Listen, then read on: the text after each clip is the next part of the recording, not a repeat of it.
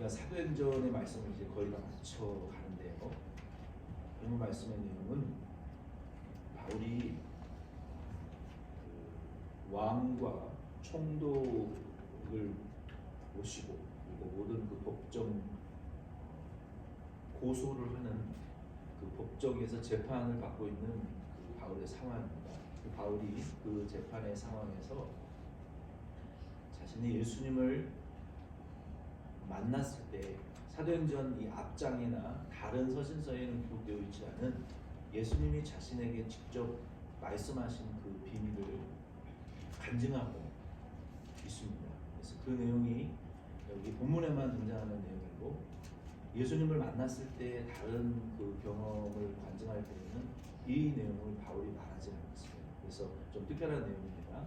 바울이 예수님 만났을 때 자신이 받은 사명을 간증하고 있습니다. 그리고 그 간증을 들은 왕과 총독이 바울에게 너는 미쳤다. 너가 너무 공부를 많이 해서 그 지식이 너를 미치게 하는구나. 네가 미쳤다. 그리고 바울을 이제 로마로 이쪽 서쪽이죠. 로마로 이제 보냅니다. 그래서 로마의 황제 가이사에게 가서 네가 원하는 대로 재판을 받아라. 너는 죄가 없는 것 같은데 네가 가이사에게 가기를 원치 않았다면 여기서 석방될 수 있었겠지만 네가 그렇게 원하는 가이사에게 가서 로마까지 가서 거기서 최종 재판을 받아라 하고 바울을 로마로 보내는 그 이제 전환적인 장면입니다. 먼저 6절 말씀을 통해서 먼저 이 말씀의 제목은 26장 16절로 32절 마지막 절까지의 말씀의 제목은 우리가 종과 증인으로 부름을 받았다라는 말씀입니다. 저와 여러분들이 예수 그리스도의 종과 증인으로 부름받은 자인 것을 여러분 이 말씀을 통해서 확증하실 수 있기를 바랍니다. 아멘. 먼저 16절에 보면은 예수님께서 바울을 종과 증인으로 삼으신 내용을 간증하고 있어요. 제가 읽어드리겠습니다. 이건 예수님이 바울에게 직접 하신 말씀이죠. 일어나 너의 발로 서라.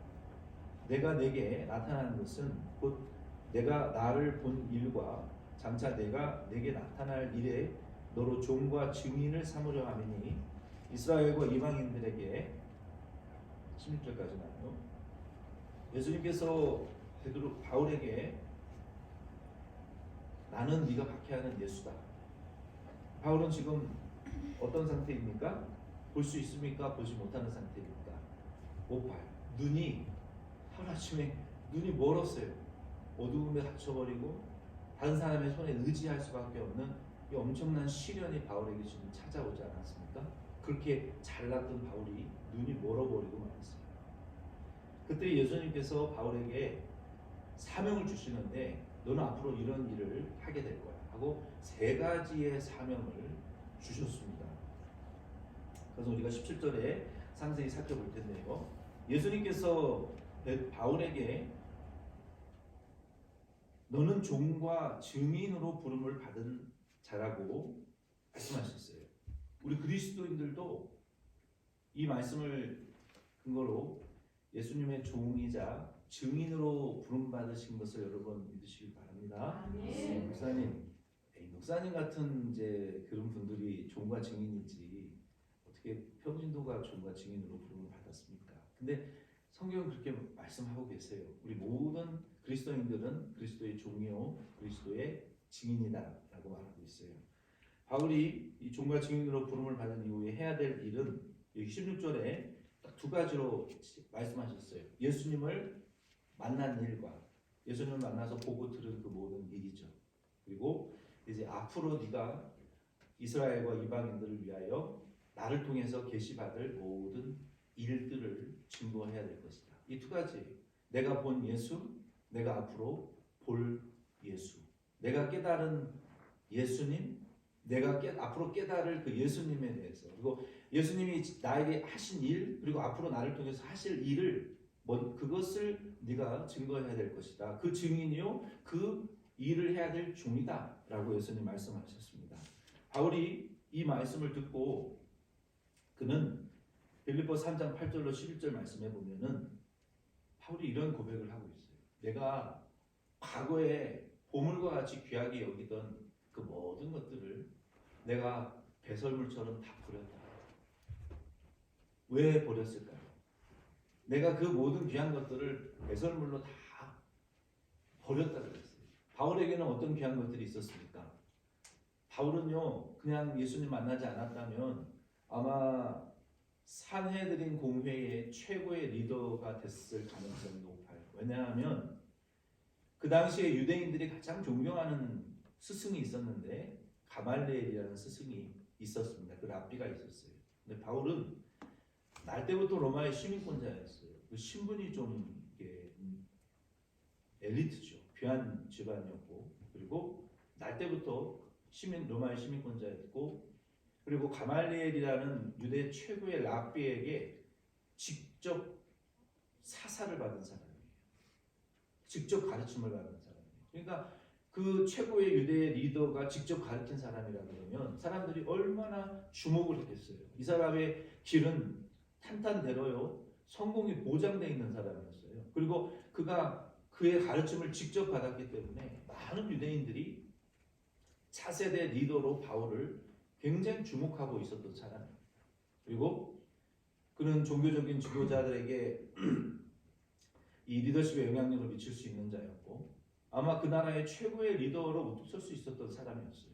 그뿐만이 아니라 바울은 오늘날로 치면 뭐 스탠포드, 하버드, 뭐 프린스턴 이런 박사 학위를 다 가지고 있었고 언어학과, 철학과, 수사학에 아주 능통한 천재 중에 천재였습니다. 이 세상에 권위와 명성과 인기를 다 가질 수 있는 사람이었어요. 근데 바울이 예수님을 만나고 하루아침에 내가 이 모든 것을 다 포기 버렸다. 그리고 빌립보서 3장 8절로 11절에 보면은 내가 이 모든 것을 세상 사람들이 그렇게 귀하게 여기고 갖고 싶어 추구하는 그 모든 명성과 권위와 인기와 권력과 부를 내가 다 포기한 이유는 내가 그리스도를 아는 지식이 내게 가장 고상하기 때문에 내가 이 모든 것을 다 버렸다. 내가 그리스도를 아는 이 지식 뭡니까? 십자가와 부활의 복음 안에서 나 자신을 내가 새롭게 발견해내기 위해서 내가 이것을 다 버렸다. 그런 거예요. 우리가 그리스도를 얻기 위해서는 뭘 포기하는 게 있어야 돼요. 뭘 세상의 것들을 포기하지 않으면 절대로 예수를 아는 지식을 내가 얻을 수가 없는 거예요.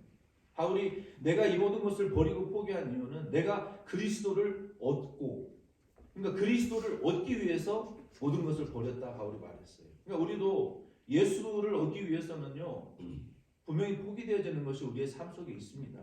그것이 무엇이든 간에 내가 그리스도를 얻기 위해서는 포기되어져야 될 것이 있어요. 여러분들에게 있어서는 그게 무엇입니까? 그리스도를 얻기 위하여 여러분들이 포기해야 될 것들이 무엇이라고 여러분들이 느껴지십니까? 분명히 있습니다. 그리고 내가 그 안에서 새롭게 그리스도 안에서 발견되어지기 위함이다라고 말했어요.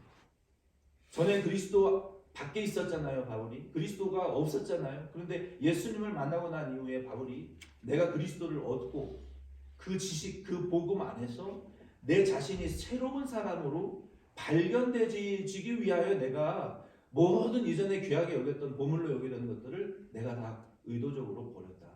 배설물처럼 여겼다. 바울이 말하고 있어요. 그러므로 저와 여러분도 그리스도와 증인으로 그리스도의 종으로 저와 여러분들이 부름을 받았어요. 부름받았다고 다 쓰임받는 것은 아닙니다. 부름받고 쓰임 안 받는 사람도 많아요. 마티아와 같은 사람은 12사도의 제자에 추천받았지만 성경 어느 구석에 단 한 줄도 쓰임받았다라는 기록이 없습니다. 선택받고 부름받으면 무슨 소용이 있어요? 회사에 취직을 했는데 회사에서 나에게 일감을 주지 않고 나를 거래도 안 하고 써주지도 않으면 그것만큼 비참한 게 없어요. 불러놓고 일을 안 시키는 거, 부름받고 쓰임 못 받는 거 진짜 비참한 거예요. 근데 바울은 언제 부름을 받았어요? 지금 눈이 먼 상태에서 부름 받았어요. 예수님이 눈을 다 고쳐주고 뭐 성령을 막 충만하게 부어주고 사명 주신 것이 아니라 이전에 펄펄 뛰어 살아 움직이던 그 잘난 바울이 눈이 멀어버린 상태에서 아무것도 할 수 없는 상태예요. 지금 흑암에 묻혀버린 상태예요. 다른 사람에게 의지하지 않으면 한 발자국도 못 뛸 그런 상태에 바울이 빠져버린 상태에서 그때 예수님이 바울을 불러서 사명을 주셨다니까요. 사명 주실 때 성경에 보면 어떤 선지자들도 뭐 잘난 좋은 한 상태에서 사명 받는 거 없어요. 비참해지고 낮아지고 무능력한 최고의 그 바닥 상태에 있을 때 항상 예수님 부르셨어요. 바울이 그 사명 받을 때 그렇게 똑똑하고 잘난 바울이 눈이 멀어버렸습니다. 눈이 멀었다는 것은 정말 비참하고 처절한 거예요. 아무것도 보이지 않고 아무것도 할 수 없어요. 다른 사람의 손에 의존하지 않으면 그렇게 혼자 말을 타고 펄펄거리면서 자기가 잘난 줄 알고 살아가던 바울이 눈이 먼 상태에서 주님이 사명 주셨는데 바울은 그때 모든 것을 포기했어요. 저와 여러분도 예수님이 2023년 왕같은 제사장이 되라는 사명을 저와 여러분들에게 이 교회에 주셨어요. 그리스도의 증인과 종으로 우리의 주님이고 왕이신 예수님이 우리에게 명령하셨단 말이에요. 저와 여러분들 가운데 이 부름받은 저와 여러분들 중에 이 사명을 위해서 나설 분들이 있으셔야 됩니다. 그러나 우리의 상황은 바울이 눈이 멀어버린 것처럼 암울하고 처절하고 다른 사람에게 의존하지 않으면 살아갈 수 없을 것과 같은 비참한 그러한 환경이 저와 여러분의 현실이라 할지라도 저와 여러분들은 우리 자신을 평가할 때에 예수 그리스도 안에 있는 그 복음의 지식으로 저와 여러분들이 평가하시기를 바랍니다. 나는 우리 자녀들이 이렇게 성공한 우리 자녀들의 나는 아빠다 엄마다 그거 의미 없습니다. 나는 내 남편이 이렇게 능력이 많고 잘나고 사회적으로 이 소셜 포지션이 좋고 많은 연봉도 받고 좋은 위치에 있는 이런 남자의 나는 와이프다 아무 의미 없습니다. 나는 이런 와이프의 남편이다 아무 의미 없어요. 우리 부모 이런 부모의 내가 자녀다 그리스도 예수 안에서 아무 의미 없습니다. 정말 여러분들이 그리스도인으로서 증인과 종으로서 가치 있는 존재가 되기 위해서는 그리스도 예수 안에 있는 복음의 지식으로 여러분의 자신을 평가하시고 그 복음의 예수 그리스도의 십자가와 부활의 복음의 가치로 여러분의 가치를 계산하시고 여러분의 가치를 평가하시기를 꼭 부탁을 드립니다. 여러분 세상적인 가치로 우리 자신을 바라볼 때 상류, 하류, 중류 한국에서는 한강이 보이는 아파트에 사는 게 한국 직장인들의 꿈이잖아요. 한강이 보이는 아파트에 사는 거 뭐 어쩌라고요. 하나님의 나라와 무슨 상관이 있습니까? 주님의 재림과 무슨 상관이 있습니까? 내 부모가 잘 되고 내 자녀가 세상적으로 잘 되는 거 하나님의 나라와 무슨 상관이 있습니까? 예수의 재림과 무슨 상관이 있냐는 거예요. 여러분이 그러한 세상적인 가치를 가지고 그리스도 예수 안에 있는 우리 자신들을 여러분 비추어 본다면 비참하기 그지없어요. 우리 이민자의 삶이. 우리 손에 뭐가 남아 있습니까? 이렇게 무가치한 사람들이 세상에 어디 있어요. 그러나 바울은 이 모든 거 다 버렸다고 그랬어요. 바울은 자기 자신을 그 가치를 평가하고 자기 자신의 가치를 계산할 때 하나님의 나라의 가치로 자신이 그리스도의 부름받으신 사명의 가치로 자기를 평가해요. 그리스도 예수의 재림의 가치로 하나님의 장차 임할 영광스러운 천국의 가치로 자기 자신을 평가하고 판단했다는 거예요. 그래야 우리가 매일매일 살아갈 인생의 힘과 소망을 갖게 되는 것입니다. 저와 여러분도 예수님께서 이 교회를 향하여 왕같은 제사장으로 그리스도의 증인과 종으로 부르셨어요. 매일매일 지치고 힘드실 때마다 소망이 끊어지는 것 같을 때마다 여러분 세상의 가치의 잣대로 여러분을 바라보지 마시고 바울이 그러했던 것처럼 그리스도의 재림과 그리스도를 얻는 지식 안에서 그리스도 안에서 여러분 복음 안에서 여러분의 가치를 평가하시고 그 하나님의 나라의 소망 안에서 여러분들을 비추어 하루하루 여러분 일어서셔서 믿음으로 살아가시기를 부탁을 드립니다. 두 번째는 17절로 18절 말씀에 예수님께서 바울을 종과 증인으로 삼으신 그 과정을 그리고 그 목적을 우리에게 보여주고 계세요. 여기 17절로 18절 말씀은 바울이 처음에 사도행전의 이 초반 부분에는 이 고백하지 않은 귀한 간증의 내용입니다. 여기에는 바울의 사명이 세 가지로 기록이 되어 있어요. 17절 18절을 제가 다시 읽어드리면 이스라엘과 이방인들에게서 내가 너를 구원하여 그들에게 보내어 그 눈을 뜨게 하여 어두움에서 빛으로 사탄의 권세에서 하나님께로 돌아오게 하고 죄사함과 나를 믿어 거룩하게 된 무리 가운데서 기업을 얻게 하리라 하더이다. 아멘. 이 말씀은 예수님이 바울에게 직접 하신 말씀이죠. 같이 있었던 40인의 자객들은 무슨 천둥 소리가 났냐? 라고 예수님의 음성을 못 들었어요. 이게 놀라운 거예요.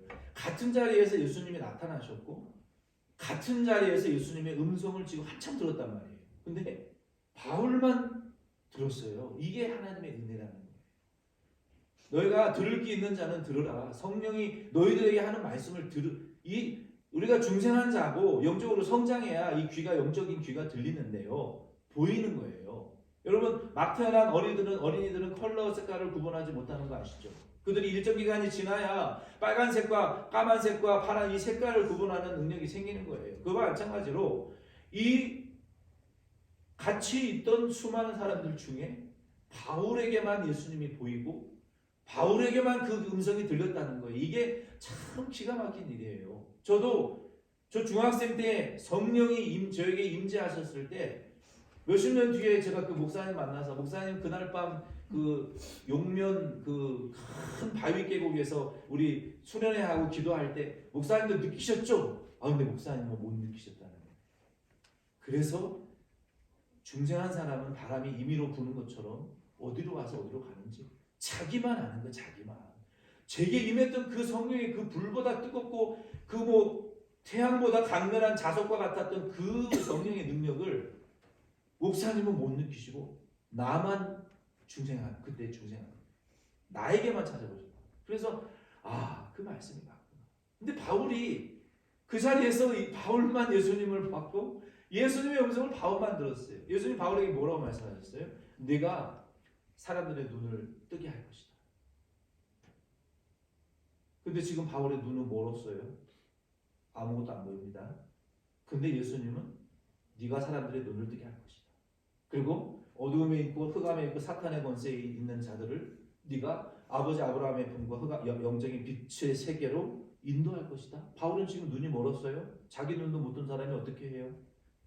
그리고 네가 지옥에 있는 자들에게 하나님의 천국을 유업으로 받게 하는 일을 하게 될 것이다. 이 세 가지 일을 바울에게 사명으로 주셨다는 거예요. 근데 바울은 자기 자신이 지금 눈이 멀었어요.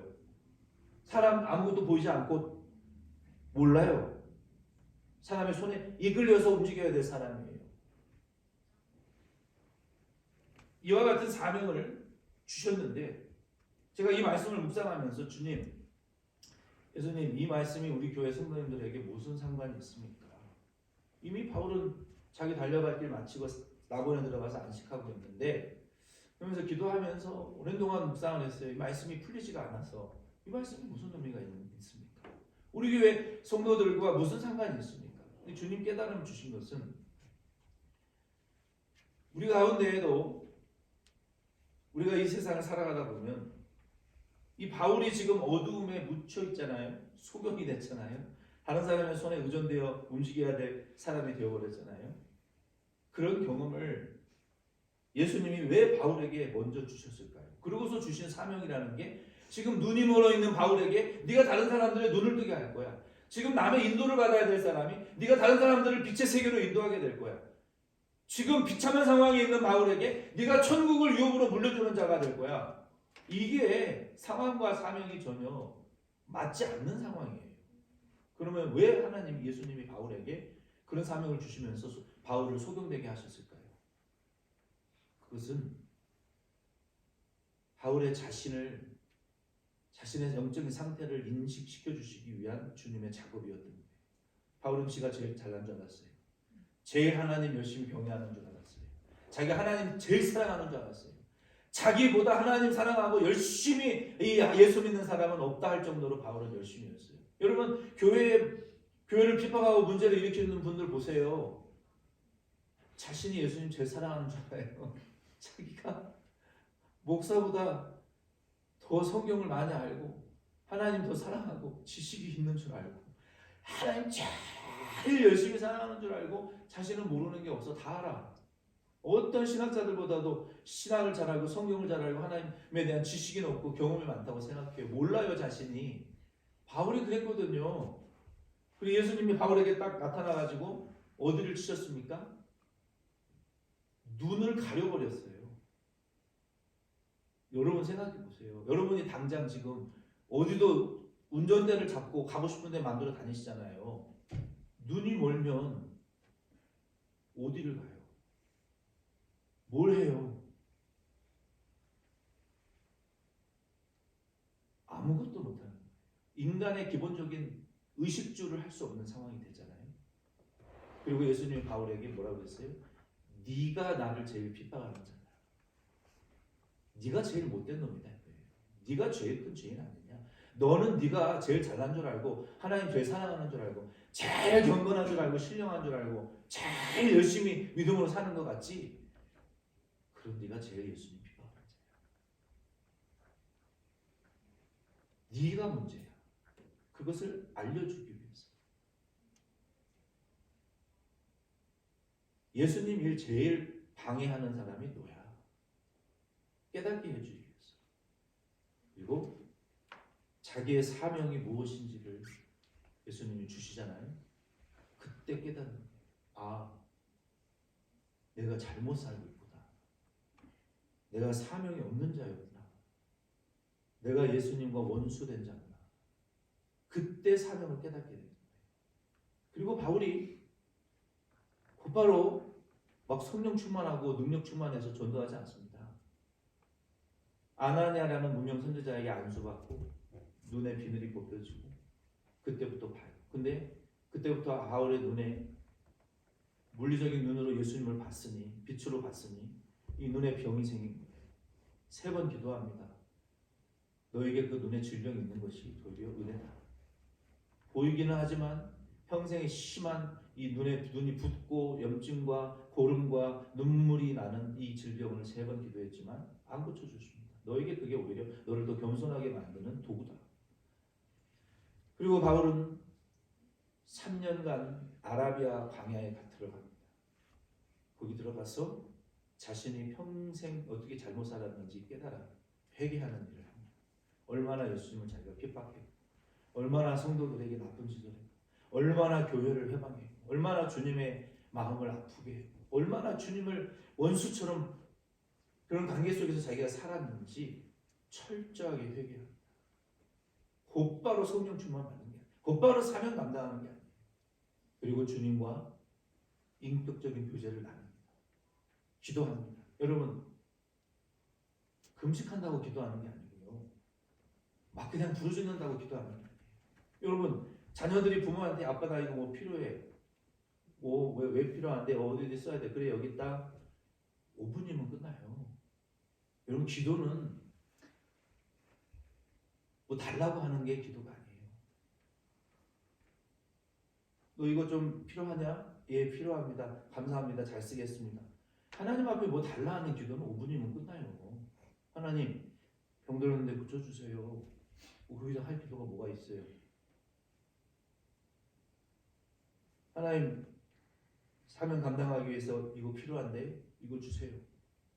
맡겨놓고 기다리는 거예요.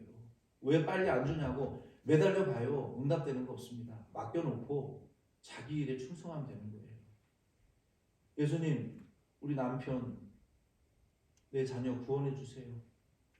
맡겨놓고 기다리세요. 주님이 알아서 하시는데 너는 저 여우에게 가서 말해라. 헤롯에게 가서 전하라 그랬어요. 너는 너의 할 일을 하고 나는 오늘과 내일 내가 해야 될 일을 할 테니까 너는 너의 할 일을 하라. 예수님 헤롯에게 그렇게 말씀하셨어요. 우리도 주님은 주님의 일을 하시는 거예요. 우리는 우리 교회에게 맡겨주신 목사의 일, 권사의 일, 집사의 일, 내게 맡겨주신 직분과 사명의 일을 하면 주님은 주님의 일을 하시는 거예요. 왜 빨리 안 해주느냐고 매달려 기도할 필요 없어요. 기도라는 것은요, 주님 앞에 그냥 엎드려서, 여러분 가족들끼리 모여서 같은 시간과 공간 안에 모여서 같은 음식을 해먹고 별 대화 없어요. 가족들끼리. 아, 뭐 안녕히 주무셨어요 어머니, 안녕히 주무셨어요 아버지, 뭐 안녕히 잘 잤냐 아들아, 안녕히 잘 잤냐 딸아, 이럽니까? 아, 그냥 일어났으면 뭐 얼굴 봤으면 인상 보고, 미국 또 미세들은 뭐 아버지한테 뭐 what's up man 뭐 이러고, 한국 애들은 뭐 한국식으로 인사하고, 뭐 있으면 먹고 같이 시간과 공간을 공유하는 그 가정. 여러분, 하나님 우리 아버지시라며요. 우리가 구하기 전에 필요한 거 있어야 될 거 다 아시는 하나님이 되면서 왜 맨날 달라고만 기도합니까? 기도는 달라고 하는 기도가, 그게 기도가 아니에요. 그냥 하나님 앞에 엎드려져서 주여 주여 아버지, 내 마음을 아시지 않습니까? 기도하다가 자기도 하고 자다가 일어나서 주여 주여 하기도 하고, 뭐 그렇게 매달릴 필요 없어요. 주님께 맡기고 주님과 기도는 쉬는 시간이에요. 여러분, 저는 여기 엎드려서 아침에 그냥 뭐 구구절절히 기도 안 해요. 주여, 피곤하기도 하고 졸립기도 하고 그냥 졸다가 자다가 주님 뜻이, 주님 아시지 않습니까? 우리 교회 사정 아시고, 우리 교회 성도들 사정 아시고, 우리 교회 사는 거 다 아시고, 주님 손에 맡겨요. 그냥 맡겨요. 내가 뭘 해달라 응답해달라 뭘 간구를 해. 그냥 주님께 맡기면 주님 알아서 하시는데, 그리고 나는 믿음으로 그날 내 할 일 해나가면 주님 뜻 이루어지는 거예요. 그렇게 안달복달 할 필요 없어요. 바울이 그 일을 했어요. 그리고 주님과 3년 동안 정말 친밀한 교제를 나누었어요. 주님의 뜻이 내 뜻이 되고 내 뜻이 주님이 되고, 주여 그러면 내가 여기 있다, 사랑하는 바울아 그러면 주님 내가 여기 있습니다. 이런 친밀한 관계 속에 들어가는 게 기도지, 뭐 맨날 달라하는 게 기도가 아니에요. 그런 관계 속에 있을 때 주님 시키신 일을 하기 위해서 이거 필요한데, 그러면 여기 있다, 기도하자마자 응답이 오는 거예요. 그 주님과 인격적으로 하나가 못 되니까 맨날 주님 앞에 원수가 되는 거 아니에요. 도움도 못 받고. 그래서 바울이 그런 경험을 한 것처럼 저 여러분도 이유가 없는 고난과 시험 속에 저와 여러분들이 살아가고 있는 분이 계시다면, 내 사명이 무엇인지 주님 앞에 매달려 기도해 보세요. 내가 주님 앞에 어떻게 사는 것이 진짜 사는 것인지 알려달라고 주님 앞에 매달려 기도해 보세요. 인생이 허무하고 답답하고 여러분 뜻대로 안 되고 힘든 일이 계속되는 분들, 주님 앞에 사명이 무엇인지 기도해 보세요. 주님, 제가 어떻게 살아야 주님 기쁘시게 하는 겁니까? 제가 무엇을 기도해야 되겠습니까? 무엇을 위해서 제가 살아야 되겠습니까? 바울이 그 사명을 깨달은 이후에 주님이 고쳐주셨잖아요. 저와 여러분도 원치 않는 어려운 상황 가운데 여러분 처해 있는 분들, 이유도 몰라요. 답답해요.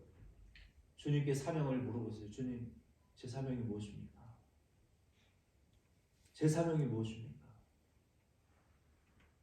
우리 박영희 권사님 아들도 헨리도 주님이 주의 종으로 부르셨으면 주의 종을 만드는 일에 주님이 이제 역사하실 거예요.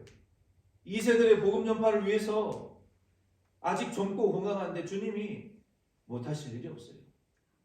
복음을 위한 종으로 주님 세우실 거고, 주님이 말씀, 이사야 43장 말씀 주셨잖아요. 너는 내게 부르짖으라, 내가 크고 비밀한 일을 내게 주시겠다 그랬으면 그것을 최고의 사명으로 하시고 주님 앞에 부르짖고 간구하시면, 사명을 붙들면 주님이 고쳐주십니다. 의협심과 영웅심이 강했던, 자아 도취에 빠져 살던 모세, 주님 뜻 이루었습니까? 살인자 됐어요. 살인자.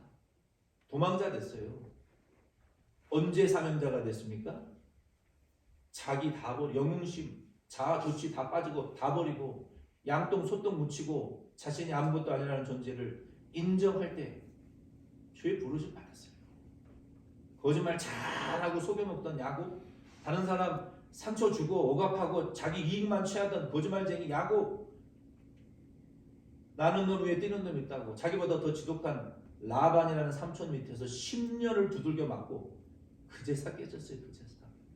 그러니까 여러분, 저와 여러분들이 지혜 있는 것 같아도요, 주님이 우리를 쓰시고자 하시면요, 나는 놈 위에 뛰는 놈 있고 지가 잘난 줄 알고 사람 잘 속여먹고 하나님의 복을 도둑질하려다가 자기보다 10배나 지독한 나반 밑에서 죽도록 두드려 맞았어요. 그러고 나서야 겨우 깨지고 자기의 환도뼈가 부러지고 나서야 이스라엘이 되었던 것처럼 저 여러분도 원치 않는 고난과 시험 가운데에 처해 있는 분들 계시다면 내 사명이 무엇인지를 분명히 하나님 앞에 깨달으시길 바랍니다. 깨달아야 고쳐져요. 사명받아야 고침받아요. 그 일을 위해서 일해야 고침받을 수 있어요. 아멘이십니까? 네. 그 사명 꼭 여러분 받으시기를 바랍니다. 받으시기. 그래야 내 눈이 열려요. 저도 이제 올해 6월달 되면 이제 50살 되는데 지난 50년간의 삶을 이렇게 살펴보면 차마 부끄러워서 고개를 들지 못할 정도로 했던 행동과 말들이 생각이 나요. 이런 유치한 행동들을 내가 했습니다.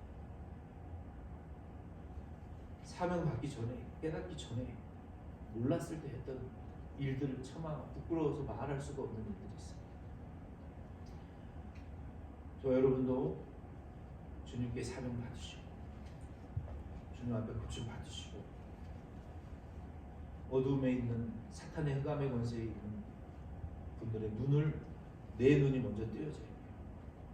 내 눈이 뜨여져야 되고 내가 예수님을 만나야 되고요. 내가 사명하게 돼요. 그래야 다른 어두움에 있는 사람들의 눈을 열어줄 수 있고 흑암의 권세에 있는 자들을 이끌어 줄 수가 있는 거예요. 이런 왕 같은 제사장 주의 증인과 종인들이 다 되시기를 증인과 종들이 다 되시기를 예수 이름으로 축원드립니다. 아멘. 마지막 세 번째 19절로 33절 말씀에 보면은 바울이 계속해서 아그리파 왕과 베스도 총독에게 내가 이렇게 예수님께 사명을 받았다. 그리고 나는 말 잘못한 거 없다. 모세와 선지자들이 구약에 예언한 그 오시리라고 하신 예수 그리스도의 십자가와 고난과 부활을 전했을 뿐이다. 그리고 그 복음의 빛이 열방에 퍼지게 될 것이라는 모세와 선지자들의 예언대로 하나님이 나를 통해서 그 복음의 빛을 이스라엘과 열방에 퍼뜨리기 위한 도구로 나를 쓰신 것이다. 이 말을 했어요. 그랬더니 베스도와 아그리파가 뭐라 그랬습니까? 야, 네가 미쳤구나. 공부와 지식이 공부와 학업과 지식이 너무 많아가지고 그 지식이 너를 미치게 하는구나 그랬어요. 여러분, 세상 사람들은요 진실하지 못한 그리스도인들과 교회를 향해서 위선자라고 욕합니다. 좀 그렇지 않습니까? 세상이 우리 교회를 얼마나 나쁜 말로 욕합니까? 들을 수 없는 욕을 하잖아요. 진실하지 못한 그리스도인들의 잘못이긴 해요. 빛과 소금이 아니니까 바깥에 버려지고 뭐 우리 염화칼슘처럼 집 밟히기밖에 더 합니까?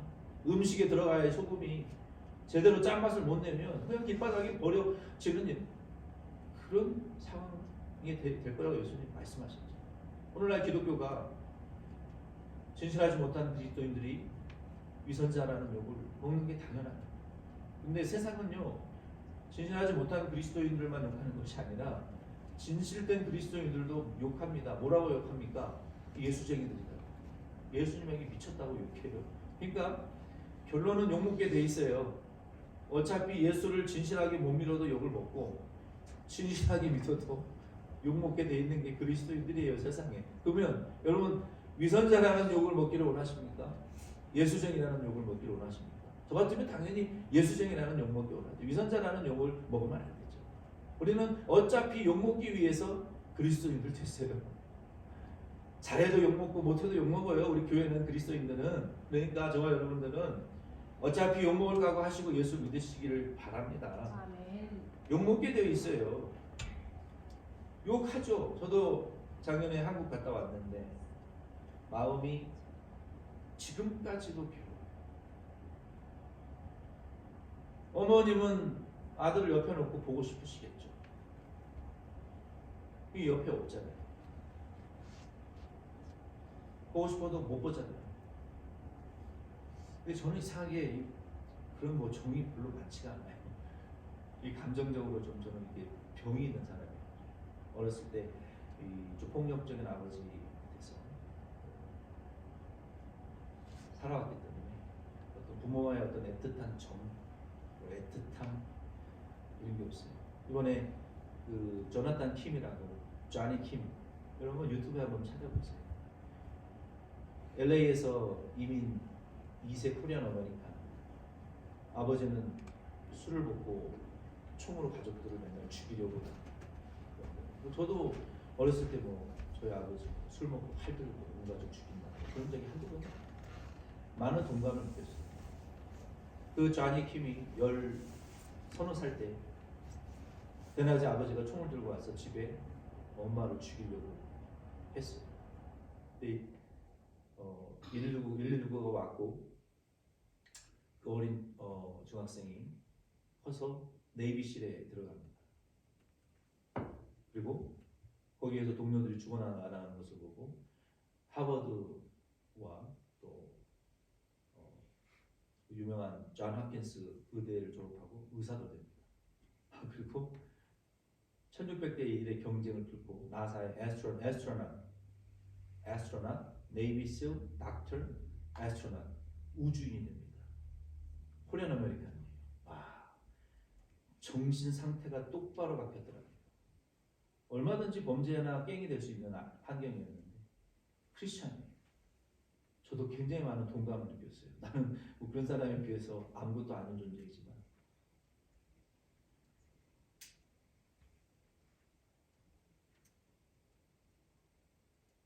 그런 환경에서 저도 있다 보니까 그런 정서적인 병이 있어요. 지금도 있어요.